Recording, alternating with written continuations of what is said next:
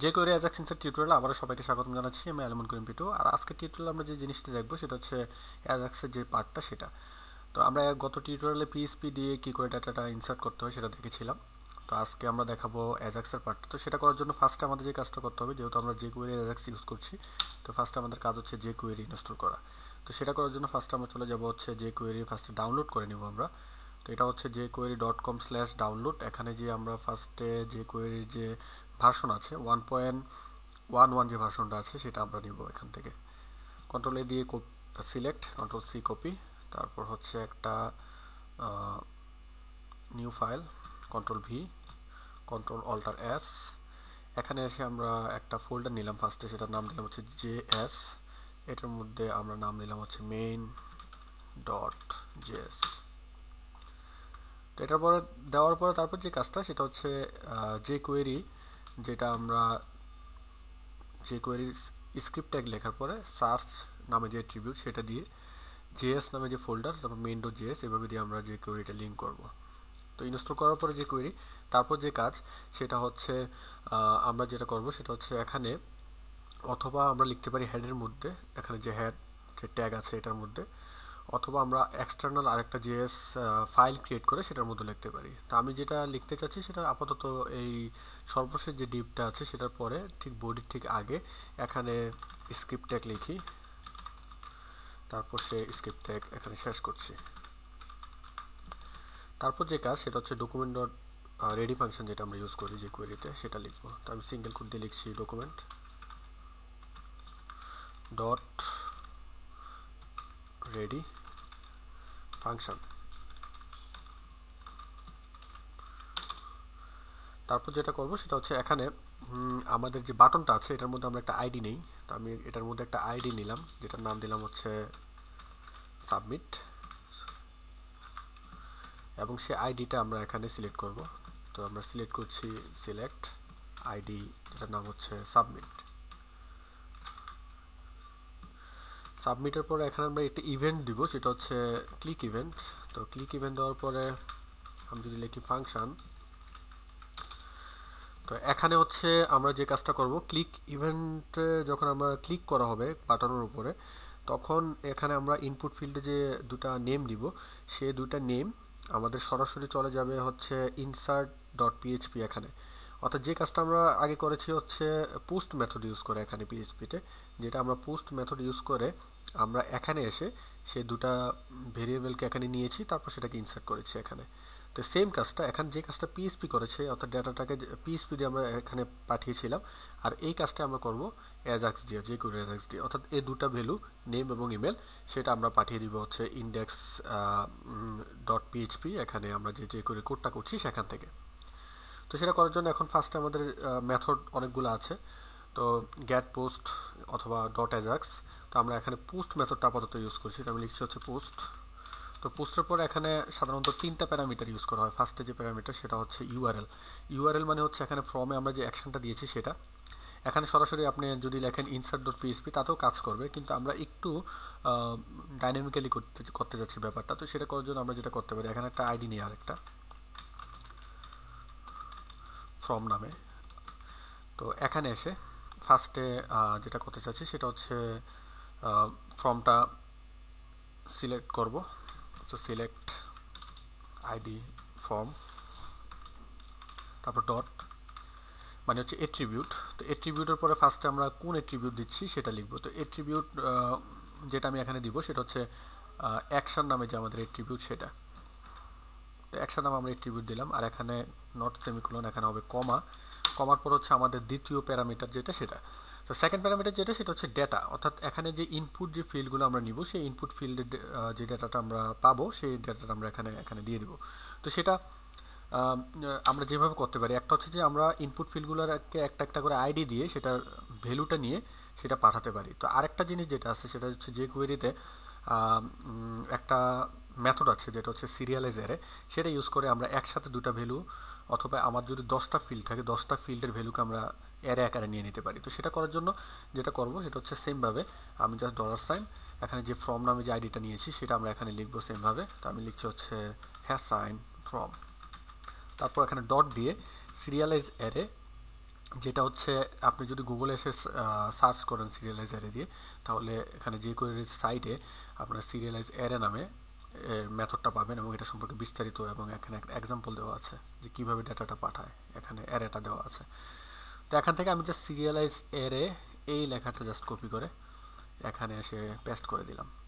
আর এই পুরো জিনিসটাকে একটা ভেরিয়েবল রাখি, যে ভেরিয়েবলটার নাম আমরা দিতে পারি হচ্ছে for example x equal to আমরা দিলাম হচ্ছে সিরিয়ালাইজ অ্যারে। তো আমরা সেকেন্ড যে প্যারামিটার আমরা এখানে পোস্টের মধ্যে দিব সেটা হচ্ছে ডেটা, তো সেটা আমরা দিলাম এক্স, মানে এক্সের মধ্যে আমার ডেটাগুলো আছে। আর সর্বশেষ যেটা সেটা হচ্ছে কলব্যাক ফাংশন, আমি লিখবো হচ্ছে ফাংশন, এবং ফাংশনটা এখানে শেষ করি। তো কলব্যাক ফাংশন এখানে বেশ কিছু কাজ আছে, তো আমি আপাতত যেটা করতে যাচ্ছি সেটা হচ্ছে কলব্যাক ফাংশন মানে হচ্ছে যখন আমার ডেটাটা ইনসার্ট হবে বা এই যে ইভেন্টটা আমি এখানে ইউজ করেছি সেই ইভেন্টটা যখন কাজ করবে তারপরে কি ঘটনা ঘটবে, অর্থাৎ কাজটা শেষ হওয়ার পরে।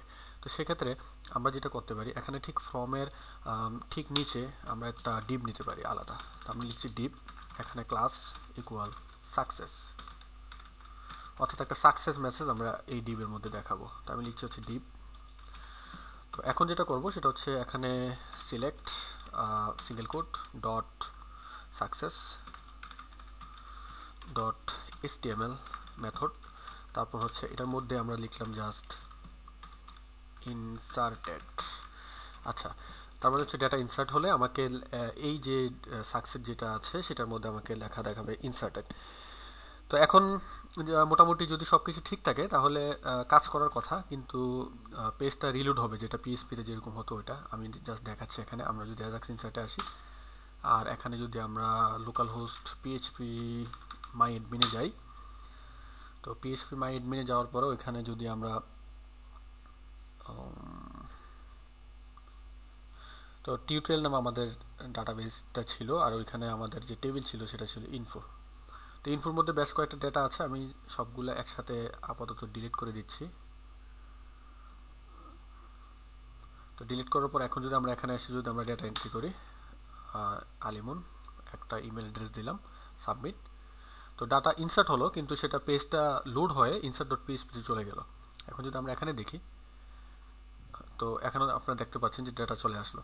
তো এই যে ঘটনাটা ঘটছে এটা কিন্তু অ্যাজাক্সে হয়েছে, কিন্তু ঘটনা যেটা হয়েছে সেটা হচ্ছে এখানে আমরা যে ক্লিক ইভেন্ট ইউজ করেছি এটার একটা ডিফল্ট একটা কি বলে অ্যাকশান আছে। সেই অ্যাকশানটা হচ্ছে যখন আমরা ইনসার্ট করব ওইটা যে অ্যাকশানটা দেওয়া থাকবে উপরে বা লিঙ্কটা, সেই লিঙ্কটাতে চলে যাবে। তো আমরা যদি সেটাকে প্রিভেন্ট করতে চাই তাহলে সেক্ষেত্রে যেটা করতে পারবো, এটা এখানে যদি আমরা একটা লিখি যে ইভেন্ট, অর্থাৎ ক্লিক ইভেন্ট যেটা আমরা এখানে যে ফাংশনটা আছে সেটার মধ্যে একটা প্যারামিটার লিখলাম ইভেন্ট, আর এখানে এসে আমি লিখছি ইভেন্ট ডট একটা মেথড আছে যেটার নাম হচ্ছে প্রিভেন্ট ডিফল্ট, তার মানে ডিফল্ট যে জিনিসটা সেটাকে প্রিভেন্ট করে দিবে। তো আমরা জাস্ট এখান থেকে আপনি যদি প্রিভেন্ট ডিফল্ট লেখে সার্চ দেন যে কোয়েরি প্রিভেন্ট ডিফল্ট, তাহলে এটা সম্পর্কে বিস্তারিত পাবেন, এবং এটা কীভাবে ইউজ করা হয় সেটাও এখানে এক্সাম্পলটা দেওয়া আছে।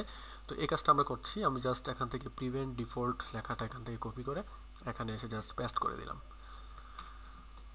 তো এখন যদি আমরা এসে আবার সেমভাবে আগের পেজে আবার ইনসার্ট রিলোড করি, এখন যদি আবার আরেকটা ডেটা নেই, এখন যদি সাবমিট করি তাহলে সাকসেস মেসেজটা দেখাচ্ছে না, কিন্তু আমার ডেটা যাচ্ছে কিনা আমরা দেখি। হ্যাঁ, ডেটা যাচ্ছে।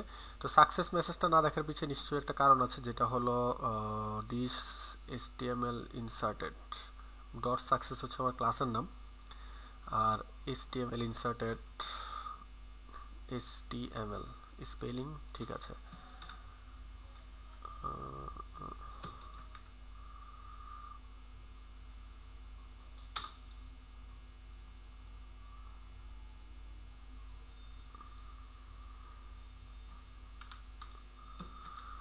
ফাংশন সিলেক্ট, এটা হচ্ছে আমার ক্লাসের নাম হচ্ছে এস ইউজ, ওকে স্পেলিং ভুল হয়েছে এখানে, সাকসেস এখন আসবে, আমার এখানে স্পেলিংটা ভুল হয়েছিল। তো যাই হোক, এখন যদি আমরা দেখি, আমি যদি সেমভাবে নেম সেমভাবে ইমেল দেই, সাবমিট করি, তাহলে এখন আমাকে দেখাচ্ছে ইনসার্টেড। তার মানে হচ্ছে যে সাকসেস মেসেজ সেটাও কাজ করছে এবং ডাটাবেজও আমাদের ডেটা অ্যাজাক্স দিয়ে আমরা নিতে পেরেছি।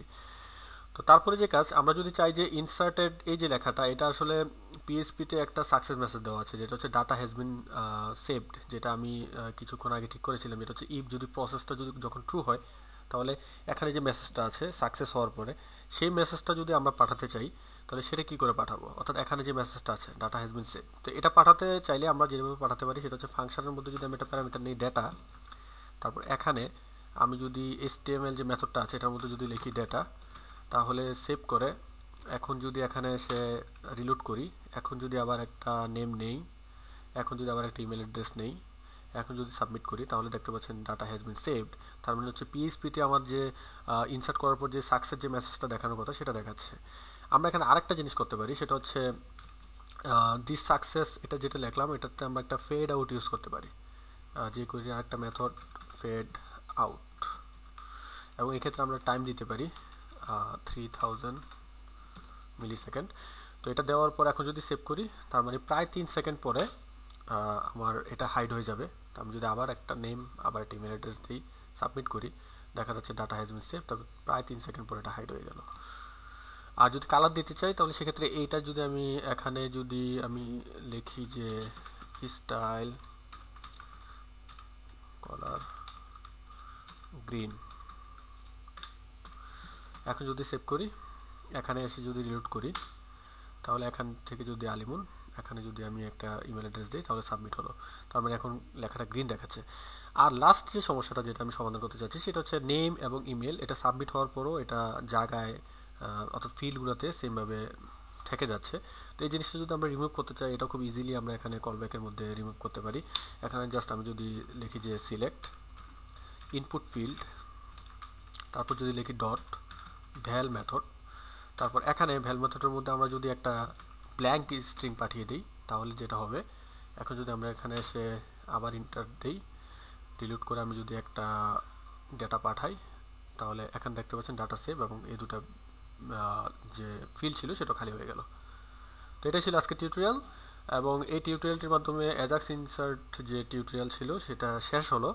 তো আশা করি যে এই টিউটোরিয়ালটি থেকে আপনারা উপকৃত হয়েছেন। আর যদি কোনো সমস্যা হয় তাহলে আমার ফেসবুকে যে গ্রুপ সি কোড নামে সেটার মধ্যে আপনারা কোশ্চেন করতে পারেন, অথবা সরাসরি আমাকে ইমেল অ্যাড্রেস দিয়ে মেল করতে পারেন, যেটা এখানে p2cms@yahoo.com।